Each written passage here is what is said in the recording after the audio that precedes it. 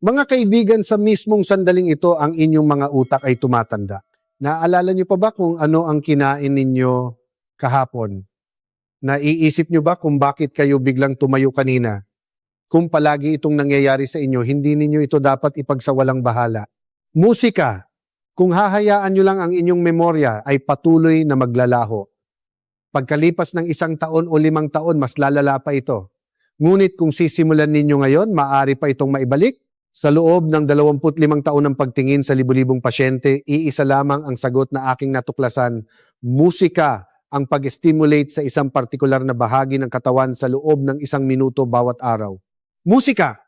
Kung panonoorin ninyo ang video na ito hanggang sa dulo, malalaman ninyo ang paraan upang sabay-sabay na maibalik ang inyong memorya, balanse at kakayahang magsalita. Musika bukas, mararamdaman ninyo ang pagbabago sa inyong utak. Sige, simulan na natin. Magandang araw. Ako po si Dr. Rodrigo Lim, isang neurologist. Sa mahabang panahon ng pakikipag-usap sa mga pasyente, isang katanungan ang laging nasa isip ko. Bakit ang ilang tao, kahit lampas 80 na ang edad, ay may memoryang kasing talas ng isang 20 anyos, habang ang iba naman sa kanilang early 60s pa lang ay hirap nang maalala kahit isang pangalan? Natagpuan ko na ang sagot. Una, hayaan ninyong ipakilala ko ang isang tao. Ito si Lola Corazon Reyes, 84 anyos, na nakatira sa Rizal sa labas lamang ng Maynila. Isang araw nakasalubong niya ang kanyang manugang na babae sa isang supermarket, ngunit hindi niya ito nakilala. Ang manugang na 20 taon na niyang kasama. Hindi siya nakatulog ng gabing iyon. Paano ko hindi nakilala ang sarili kong manugang?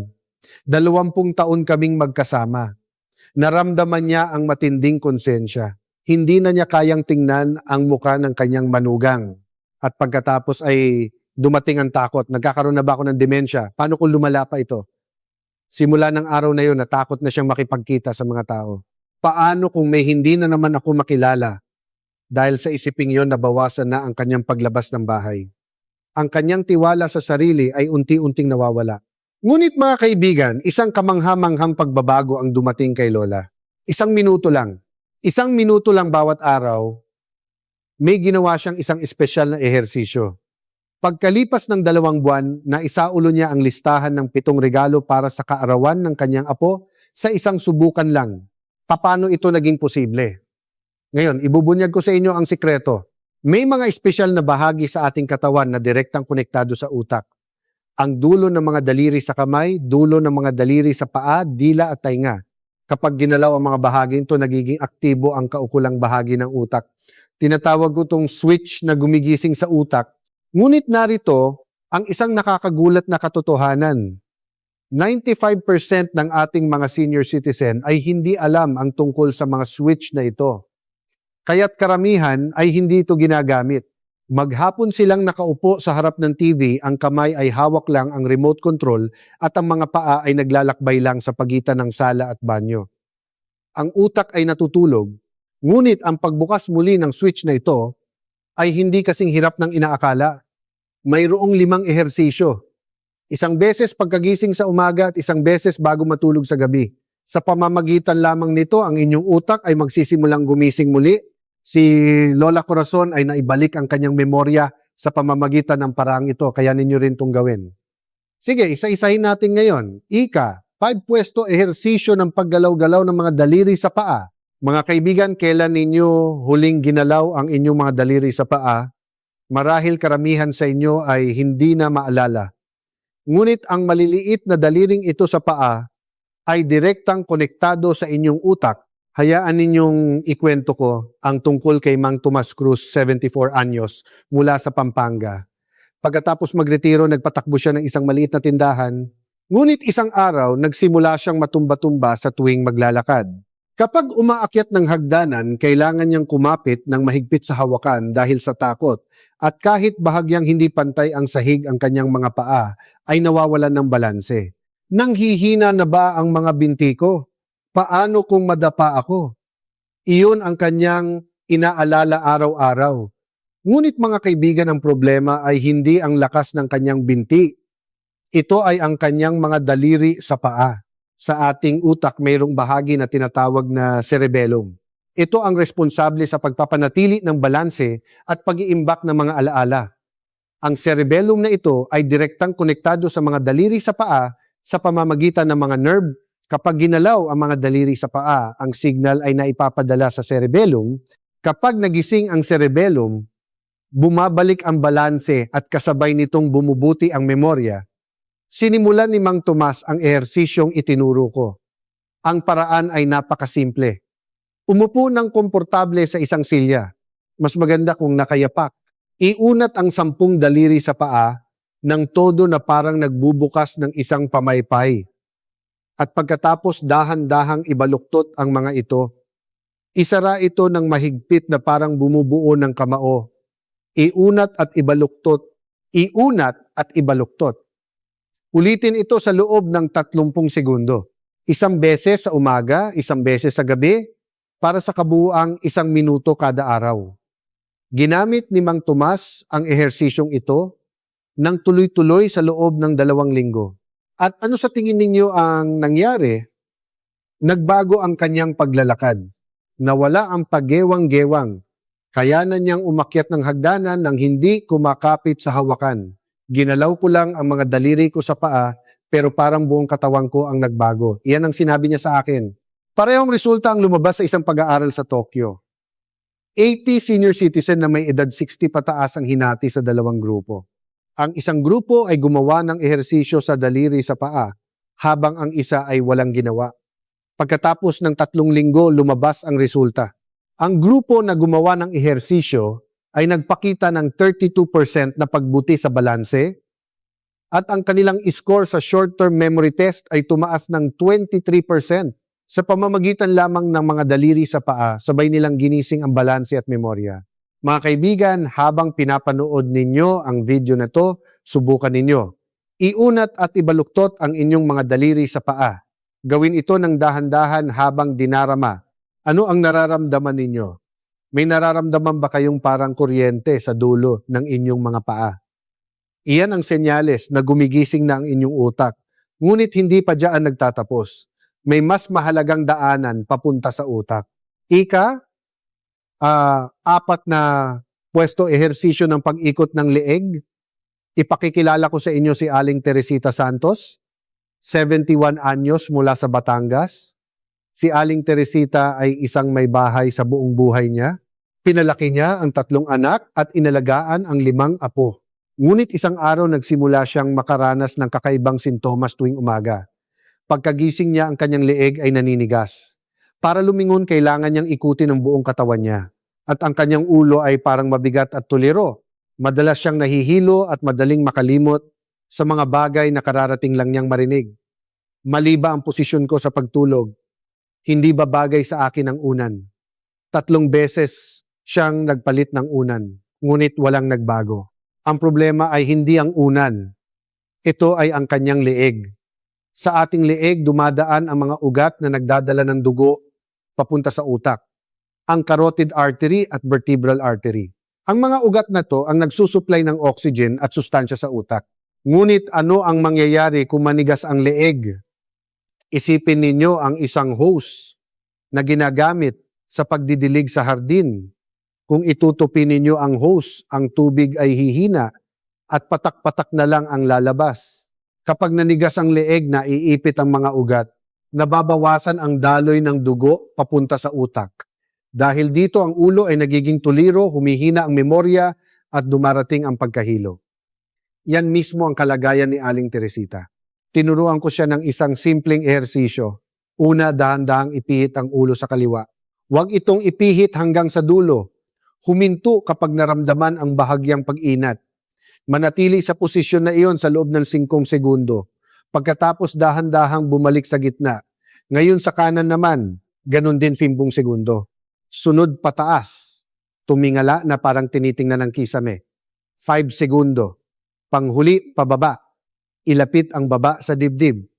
5 segundo. Kaliwa, kanan, taas, baba. Ulitin ang 4 na direksyong ito ng 2 beses at aabutin ito ng 30 segundo. 1 beses sa umaga, 1 beses sa gabi, para sa 1 minuto kada araw. Mahalaga ang isang bagay dito. Huwag itong gawin ng mabilis.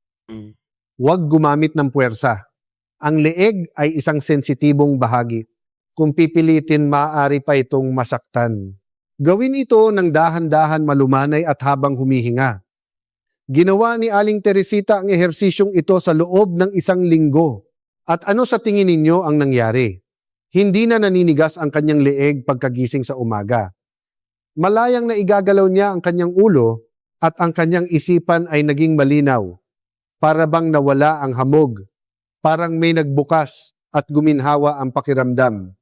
Iyan ang sinabi niya sa akin. Sa katunayan, isang pag-aaral ang isinagawa sa University of the Philippines College of Medicine. 60 senior citizen na may edad 25 pataas ang pinagawa ng neck stretching sa loob ng 2 linggo. Ang resulta ay kamangha-mangha. Ang daloy ng dugo papunta sa utak ay tumaas ng average na 18%. At sa cognitive function test, ang kanilang reaction speed ay bumilis ng 21%. Pinaluwag lang ang leeg ngunit gumising ang utak. Mga kaibigan, subukang dahan-dahang ipihit ang inyong ulo ngayon. Kaliwa, kanan. Hindi ba ito naninigas? Iyan ang senyales na barado ang daan papunta sa inyong utak. Simula ngayon, paluwagin ninyo ito. 1 minuto lang kada araw ang kailangan. Ang susunod ay mas mabisa pa. Ang switch na pinakamalapit sa utak ang dila. Ika-3. Pwesto. Ehersisyo ng paglalabas ng dila. Naranasan niyo na ba to? Alam na alam ninyo ang salita pero hindi ito lumalabas sa inyong bibig. Yung ano alam mo na yun, yung bagay na yun. Kung madalas ninyong masabi ito, makinig kayo. Ipakikilala ko sa inyo si Mang Benigno, 70 anyos, mula sa Cebu. Si Mang Benigno ay nagtrabaho bilang isang government employee sa loob ng 30 taon. Sanay siyang humawak ng dokumento, mamuno sa mga meeting at kumita sa pamamagitan ng pagsasalita. Ngunit ilang taon matapos magretiro, may kakaibang nangyari. Kahit nakikipag-usap sa kanyang apo, hindi niya maalala ang mga salita. Lolo, ano po ang kinain ninyo kahapon? Kinain ko yung ano. Nararamdaman niyang kakaiba ang tingin ng kanyang apo. Unti-unti naging matipid na sa pagsasalita si Mang Benigno. Nagsimula siyang matakot makipag-usap. Bakit ito nangyayari? Sa ating utak merong language center. Ito ang gumagawa ng mga salita at nagpapalabas ng mga ito. At ang language center na ito ay direktang konektado sa dila. Sa katunayan, ang dila ang bahagi ng ating katawan na may pinakamakapal na kumpol ng nerves na papunta sa utak. Kapag ginalaw ang dila, ang signal ay direktang napupunta sa utak. Nagigising ang language center at nagsisimulang lumabas ang mga salita. Sinimulan ni Mang Benigno ang ehersisyo sa dila na itinuro ko. Ito ang paraan. Una, ilabas ang dila ng diretsyo. Ilabas ito ng mahaba na parang aabutin ang dulo ng inyong baba. Manatili sa posisyong iyon ng 5 segundo. Sunod sa kaliwa. Itulak ang dila sa loob ng kaliwang pisngi. Itulak ito hanggang sa umbok ang pisngi. 5 segundo. Ngayon naman sa kanan. Ganon din 5 segundo. Pagkatapos idikit ang dila sa ngalangala.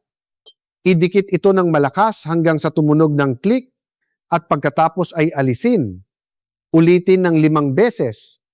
Panghuli, paikutin ang dila. Gumawa ng malaking bilog sa loob ng bibig. 5 beses clockwise at 5 beses counterclockwise. Ang buong ehersisyong ito ay tumatagal ng 30 segundo. 1 beses sa umaga, 1 beses sa gabi para sa 1 minuto kada araw. Ginawa ni Mang Benigno ang ehersisyong ito ng tuloy-tuloy sa loob ng 2 linggo. At pagkatapos ay dumating ang pagbabago. Nagsimulang lumabas ang mga salita. Nabawasan ang paggamit niya ng humaba ang oras ng pakikipag-usap niya sa kanyang apo. Naging masaya na siyang muli sa pagsasalita. Parang nabuksan ang bibig ko. Parang may bumukas na nakabara. Iyan ang sinabi niya sa akin. Parehong resulta ang lumabas sa isang pag-aaral sa Tokyo Medical University. 70 senior citizen na may edad 65 pataas ang pinagawa ng ehersisyo sa dila sa loob ng 3 linggo. Ano ang naging resulta? Ang kanilang score sa language fluency test ay tumaas ng 27% at sa word recall test bumuti ito ng 22%. Ginalaw lang ang dila ngunit sabay na nabuhay ang pagsasalita at memorya. Mga kaibigan, habang ginagawang ehersisyo sa dila, mapapansin ninyong maraming laway ang lalabas. Huwag mag-alala. Magandang senyales iyan. Ang paglabas ng laway ay nangangahulugang nagiging aktibo ang mga nerve sa loob ng bibig. Ito ay patunay na gumigising na ang inyong utak. Subukan ninyong ilabas ang inyong dila ngayon. Ilabas ito ng todo. Ano ang pakiramdam? Hindi ba't mas matigas ito kaysa sa inaakala ninyo? Simula ngayon, paluwagin ninyo ito. Magbabago ang inyong pagsasalita. Ang susunod ay isang hindi inaasahang bahagi, ang pinakamahalagang lugar para maiwasan ang pagkadapa. Oo. Ito ay ang inyong mga tainga, ika, 2 pwesto ehersisyo ng pagmamasahe. Sa tainga, naranasan nyo na bang umikot ang inyong paningin kapag bigla kayong tumayo o biglang mawalan ng balanse habang naglalakad? Kung madalas ninyong nararanasan ito, ang sanhi ay nasa isang hindi inaasahang lugar. Ipakikilala ko sa inyo si Mang Cardo de la Cruz, 79 anyos mula sa Baguio. Si Mang Cardo ay isang magsasaka sa buong buhay niya. Nabuhay siya ng masipag sa bukid at palayan. Ngunit pagkatapos magretiro, hindi na tulad ng dati ang kanyang katawan. Pagkagising niya sa umaga mula sa kama, umiikot ang kanyang paningin. Kailangan niyang kumapit sa pader para makalakad papuntang banyo. Isang araw, nadapa siya sa kanilang bakuran. Mabuti na lang at hindi siya gaanong nasaktan, ngunit pagkatapos noon natakot na siyang lumabas mag-isa. Baka mabalian ako nito. Baka maging pabigat pa ako sa mga anak ko. Bumigat ang kalooban ni Mang Cardo. Mga kaibigan, alam nyo ba kung saan nagmumula ang pagkahilo sa tainga? Sa loob ng ating tainga, mayroong tinatawag na vestibular system. Ito ang sensor na nagpapanatili ng balanse ng katawan. Ang vestibular system na ito ay konektado sa brainstem at nagpapahintulot sa atin na tumayo at maglakad ng tuwid. Ngunit habang tumatanda, humihina ang function ng vestibular system na ito.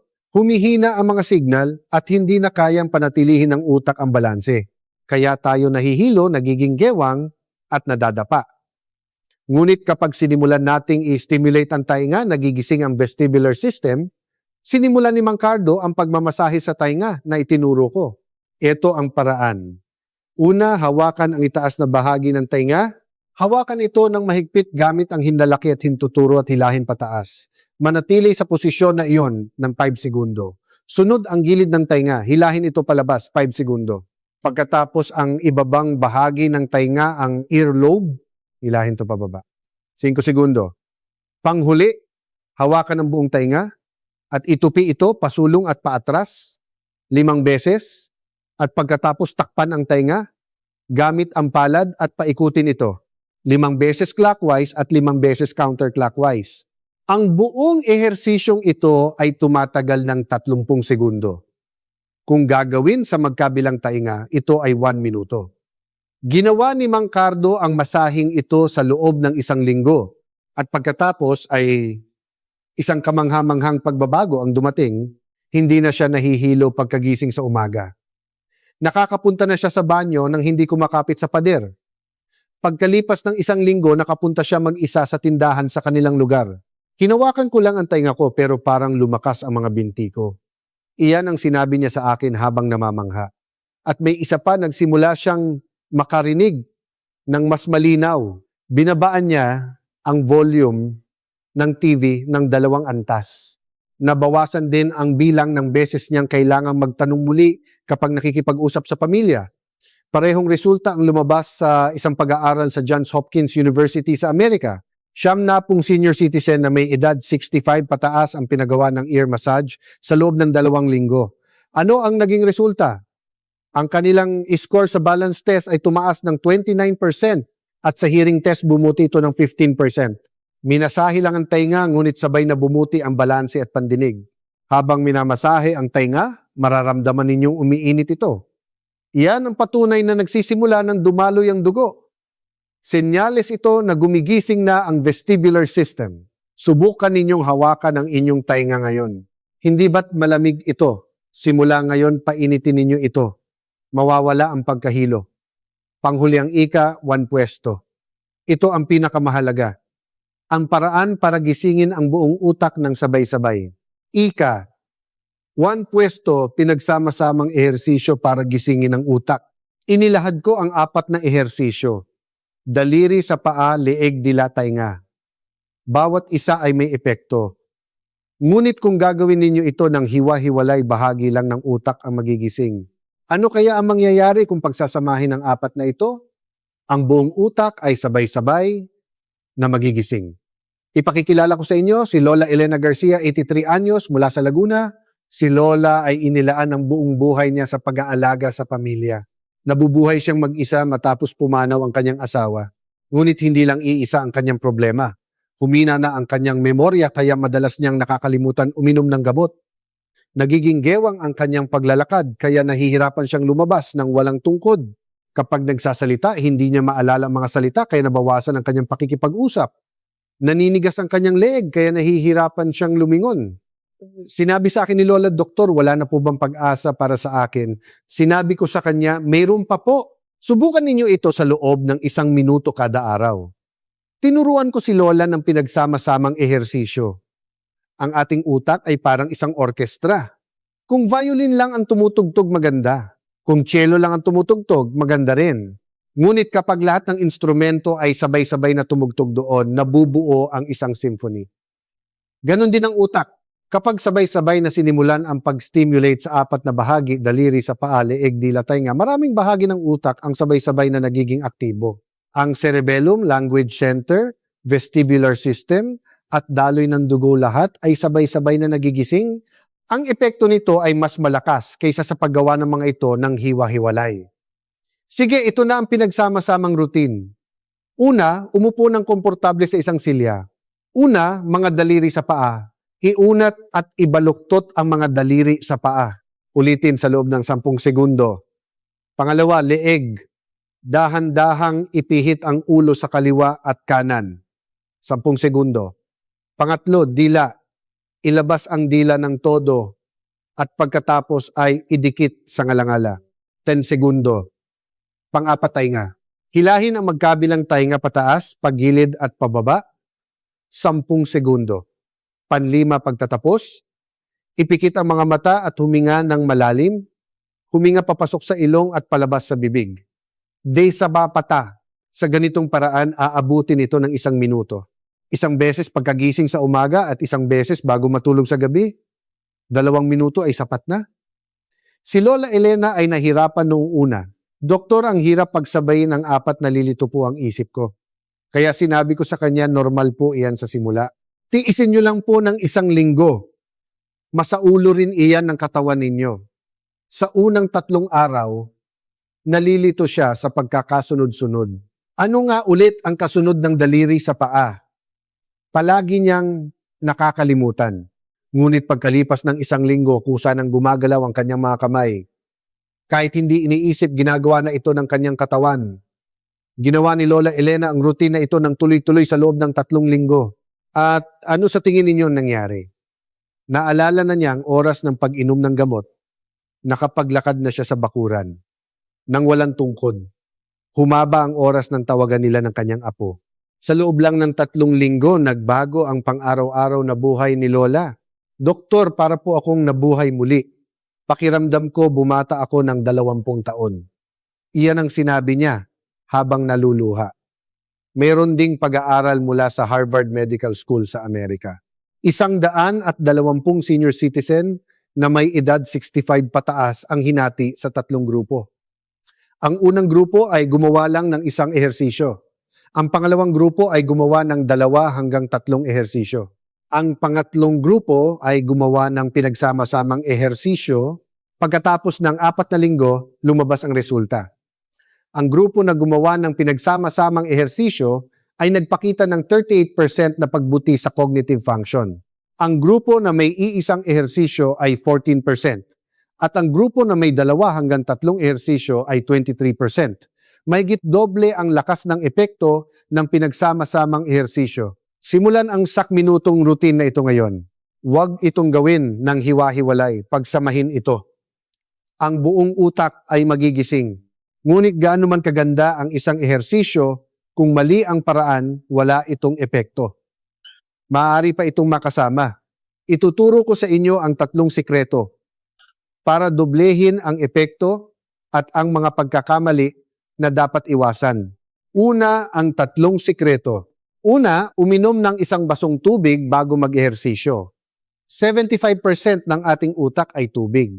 Kapag uminom ng tubig, mas maganda ang reaksyon ng utak. Isang baso ng maligamgam na tubig ay sapat na. Pangalawa, huminga ng malalim ng 3 beses. Huminga ng malalim papasok sa ilong at dahan-dahang ilabas sa bibig.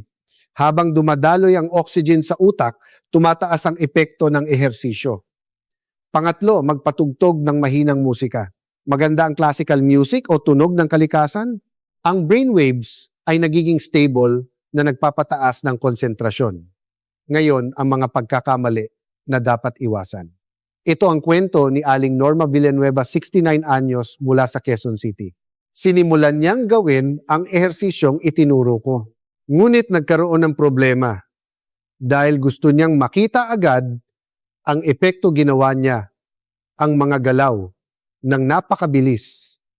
Mabilis niyang inikot ang leeg at malakas na inilabas ang dila. At ano ang nangyari? Sumakit ang kanyang leeg. Mas lumala ang kanyang pagkahilo. Tumawag siya sa akin, "Doktor, nag-ehersisyo po ako pero lalo akong sumama ang pakiramdam." Tinanong ko siya, "Mabilis niyo po ba itong ginawa?" Doon lang niya sinabi, "Opo, akala ko po mas maganda ang epekto kung mabilis." Mga kaibigan, wag na wag itong gawin ng mabilis. Kailangan itong gawin ng dahan-dahan at may pakiramdam. Ang utak ay hindi nagigising ng biglaan. Pangalawang pagkakamali, wag itong gawin hanggang sa sumakit. Kapag naramdaman ninyong nababanat ang leeg, dapat na kayong huminto. Kung may sakit, itigil agad. Kung pipilitin, mas lalo lang kayong masasaktan. Pangatlong pagkakamali, wag itong gawin ng hindi regular. Kung gagawin ngayon tapos bukas ay hindi at sa susunod na araw ay gagawin ulit walang epekto, gawin ito sa parehong oras araw-araw, pagkagising sa umaga bago matulog sa gabi. Dapat itong maging isang habit para magbago ang utak. Nakinig si Aling Norma sa sinabi ko at binago ang kanyang paraan. Dahan-dahan malumanay at sa parehong oras araw-araw. Pagkalipas ng 2 linggo nawala ang sakit sa kanyang leeg at nagsimulang bumuti ang kanyang memorya. Mga kaibigan, ngayon sasabihin ko sa inyo ang timeline ng pagbabago. Pagkatapos ng 3 araw, mararamdaman ninyong gumaan ang inyong ulo. Iba ang pakiramdam ng kasiglahan pagkagising sa umaga. Pagkatapos ng 1 linggo, bubuti ang inyong balanse.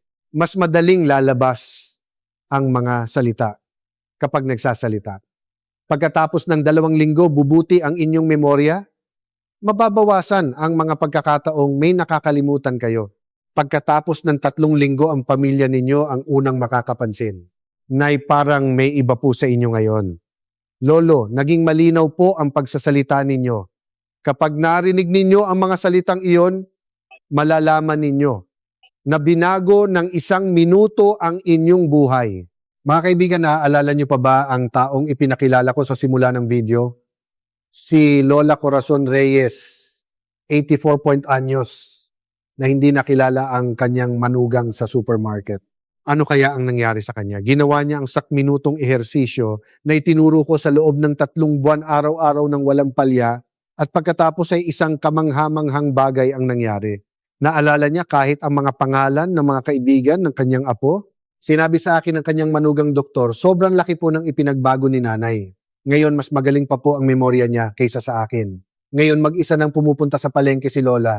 Nakikipagkita siya sa kanyang mga kaibigan sa senior citizen center sa kanilang lugar.